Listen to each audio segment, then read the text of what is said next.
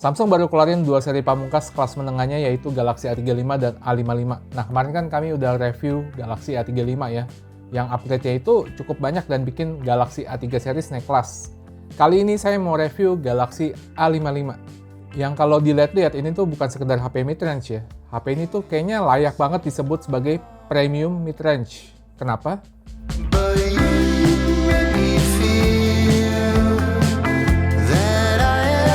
Pertama dari desain dulu ya, HP ini tuh tambah premium. Bodi belakang HP ini pakai kaca glossy yang sebetulnya sama kayak seri sebelumnya, tapi kali ini udah pakai Gorilla Glass Victus Plus, jadi kacanya 2 kali lebih kuat dibandingkan Gorilla Glass 5. Ini kaca belakang dan depannya sama ya. Desain kameranya masih sama ya, paling framenya kali ini lebih gede dikit aja. Yang bikin HP ini tambah premium itu ada di frame sampingnya. A55 kali ini pakai frame aluminium, bukan plastik lagi. Tentu ada signature Galaxy Series 2024-nya. Framenya kali ini flat dan ada key island, yaitu tonjolan di bagian tombol nih. Terus lubang speakernya juga berubah kali ini. HP ini punya desain flat di semua sisinya, termasuk di bagian depannya. Terus pas digenggam, HP ini kerasa agak tajam di sudut-sudutnya ya. Agak beda sama S24 yang walau flat tapi nggak kerasa tajam kalau digenggam gitu. Tapi kalau kita pakai casing sih nggak akan ngaruh ya mau tajam atau enggaknya. Pastinya masih ada rating IP67, jadi bakal lebih tahan air dan debu. Untuk desain bagian depan pakai punch hole atau Infinity O di tengah. Dengan bezel yang sayangnya masih agak tebal untuk di kelasnya. Oh ya, ukuran bodi dan layar HP ini makin besar dibandingkan A54. Sedikit lebih besar dari S24 Plus, sedikit doang. Tapi karena bezelnya agak tebal, jadi layarnya 0,1 lebih kecil dari S24 Plus. Tapi kalau saya perhatikan lebih detail, bezel bawah atau dagunya itu kali ini sedikit lebih tipis lagi ya. Jadi lebih kelihatan hampir simetris lah dibandingkan A54. Untuk panel layarnya pakai Super AMOLED ya, yang kualitasnya seperti biasa bagus. Kontrasnya bagus juga. Untuk warna juga masih vivid ya, tapi di mata saya kali ini dibikin sedikit lebih natural lagi. Brightness-nya tentu masih cerah termasuk di kondisi terik. Kalau lihat spek di atas kertas masih sama kayak A54 hingga 1000 nits. Tapi pas saya tes nonton video HDR di kondisi terik, ternyata layar A55 ini bisa lebih cerah lagi dibandingkan A54. Jadi ternyata panel layarnya ada sedikit upgrade ya. Terus dia juga masih sangat smooth juga karena refresh rate-nya hingga 120 Hz dan adaptif. Ditunjang juga dengan software One UI 6.1 yang menurut saya makin enteng dan smooth. Tentunya ada link to Windows, dan kalau kalian mau sharing file antara PC dan HP ini, PC Windows ya, sekarang pakai Quick Share juga udah gampang banget.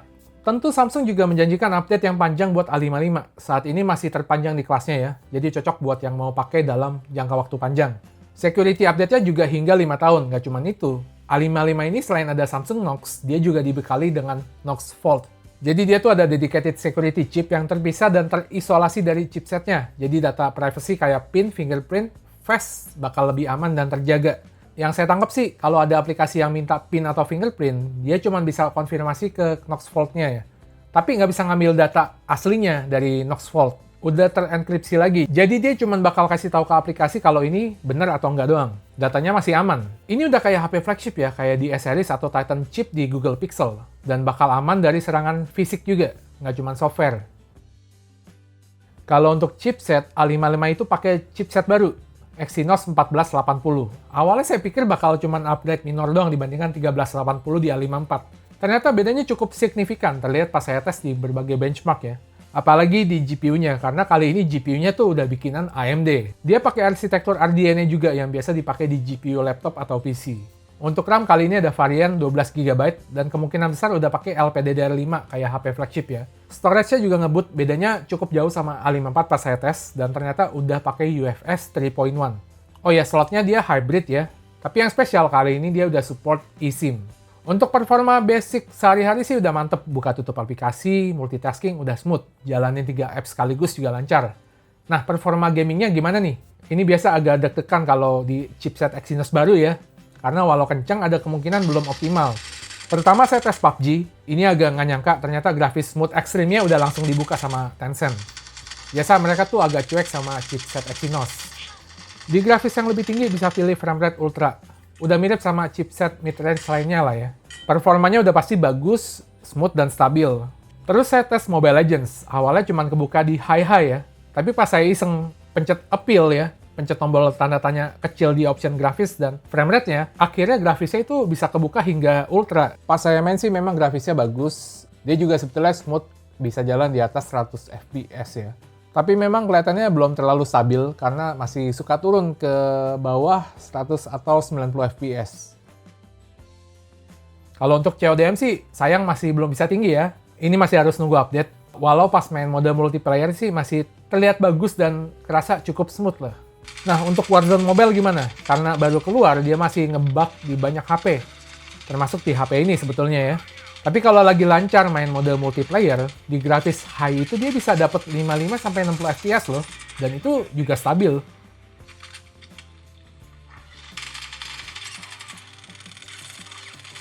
Kalau di mode Battle Royale-nya agak lebih turun ya. Tapi masih bisa jalan di 45-50an fps lah. Bayangkan ya kalau udah optimal dalam beberapa bulan lagi. Saya yakin bakal lebih smooth dari ini. Oh, satu lagi, kan GPU-nya udah pakai arsitektur RDNA. Tapi pas saya tes belum support ray tracing.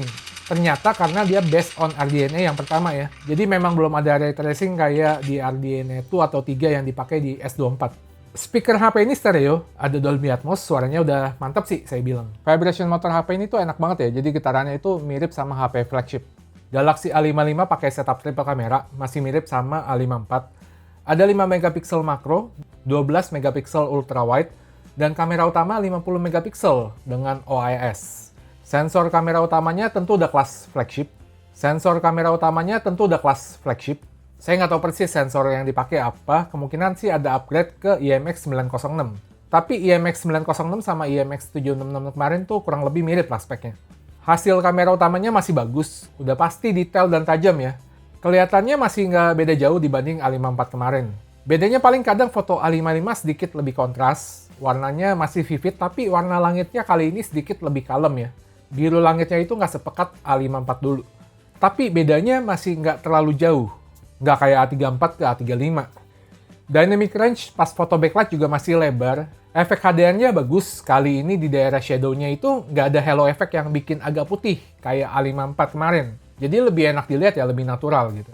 Pas foto orang, skin tone-nya agak lebih merah dibandingkan A54. Yang menurut saya A54 itu cenderung agak pucat ya. Tapi ini saya tesnya di kondisi matahari sore ya. Tentu masih ada mode portrait dan efek bokehnya juga bagus. Paling sayang Samsung belum mau kasih option 2 kali zoom di mode portraitnya. Padahal berkat pemakaian sensor flagship, 2 kali zoomnya masih bisa tajam.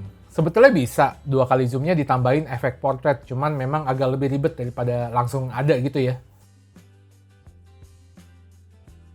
Kamera ultrawide-nya kurang lebih masih sama. Seperti biasa masih bagus, salah satu yang terbaik dan tertajam lah di kelasnya. Dynamic range-nya juga tergolong lebar untuk di kelasnya ya. Jadi kalau foto di kondisi backlight dan cahayanya kontras banget itu masih aman lah. Di kondisi low light, kamera ultrawide-nya termasuk lumayan bagus. Apalagi kalau dibandingkan dengan banyak pesaingnya di kelas ini. Walau memang detailnya agak soft sih, nggak setajam kamera utamanya. Tapi kalau foto pakai night mode jadinya bagus. Kayaknya software night mode-nya ada improvement dibanding A54 kemarin deh. Jadi tambah terang, tajam, dan minim noise. Kamera utamanya udah pasti bagus ya. Masih sangat bisa diandalkan di kondisi low light ini. Tanpa night mode pun masih detail dan tajam, dan minim noise. Warnanya juga jadi nggak pucet. Pas pakai night mode jadinya tambah bagus lagi ya, tambah tajam juga. Dan sekali lagi, software night mode-nya ini kelihatan ada improvement dibandingkan A54. Jadi secara pengolahan software, kali ini lebih bagus lagi. Kamera selfie 32 megapikselnya juga bagus, pas foto backlight juga aman ya, dan ada mode portraitnya juga. Sekarang ke perekaman video, kamera ultrawide-nya bisa rekam hingga 4K berkat resolusi 12 megapikselnya. Ini sangat jarang ditemukan di HP mid-range ya. Hasilnya udah pasti bagus buat di kelasnya. Dynamic range pas rekam backlight juga masih lumayan lebar ya. Apalagi kalau diadu sama banyak pesaing di kelasnya. Paling pas di low light memang jadi agak soft, nggak setajam kamera utamanya. Tapi ini masih lumayan bagus buat di kelasnya sih. Kayaknya sih kualitasnya nggak terlalu jauh sama ultrawide iPhone non Pro ya. Kamera utamanya pas low light bisa saya bilang bagus ya. Ada sedikit improvement dibandingkan A54 kemarin. Sedikit lebih tajam, lebih terang, dan lebih vivid juga warnanya. Dynamic range-nya lebar, ada Super HDR video juga yang mirip kayak di S24. Buat di kelasnya, udah bagus lah. Walau mungkin video HDR-nya di kondisi tertentu memang belum sebagus di S-Series ya. Jadi jelas masih ada diferensiasi. Kamera utamanya bisa rekam hingga 4K 30 fps, dan di Full HD ada pilihan 60 fps. Kalau ngomongin detail dan ketajaman, udah termasuk bagus banget buat di kelasnya. Oh ya, warnanya juga kali ini kelihatan lebih bagus. Di area shadow itu lebih jernih ya, nggak ada halo effect yang putih-putih gitu. Kalian bisa lihat perbandingannya dengan A54. Video stabilisasi masih ada, dan kali ini Samsung kasih di semua resolusinya. Jadi di 4K bisa stabil, begitu juga di Full HD 60 fps-nya. Nggak kayak A54 kemarin. Kalau mau yang lebih stabil juga ada mode Super Steady. Kamera selfie-nya juga sama kayak kamera utamanya, bisa rekam hingga 4K 30 fps, dan di Full HD ada pilihan 60 fps. Hasilnya bagus dan tajam, ada video stabilisasi juga di semua resolusinya. Dan yang baru, kali ini ada fitur dual rack ya. Jadi bisa rekam langsung pakai kamera depan plus belakang. Kapasitas baterainya masih sama, yaitu 5000 mAh, dan masih support super fast charging 25 watt. Oke, sebetulnya kesimpulannya simple ya, Samsung masih kasih upgrade menarik untuk A55 ini. Kayak frame aluminiumnya dan Knox Volt-nya itu udah bikin HP ini mirip kayak seri SFI mereka ya. Upgrade dari chipsetnya juga ternyata cukup signifikan, dan bahkan bisa lebih bagus dibanding beberapa HP pesaing di harga yang sama. Kualitas kamera ada peningkatan walau minor, terus layarnya juga ada peningkatan sedikit. Tinggal bezelnya aja nih, kalau ditipisin lagi bakal lebih mantep ya. Tapi kalau kalian lagi nyari HP mid-range, all-rounder, premium yang bisa kasih keamanan tingkat tinggi, rasanya nggak akan salah sih untuk beli Samsung Galaxy A55 ini.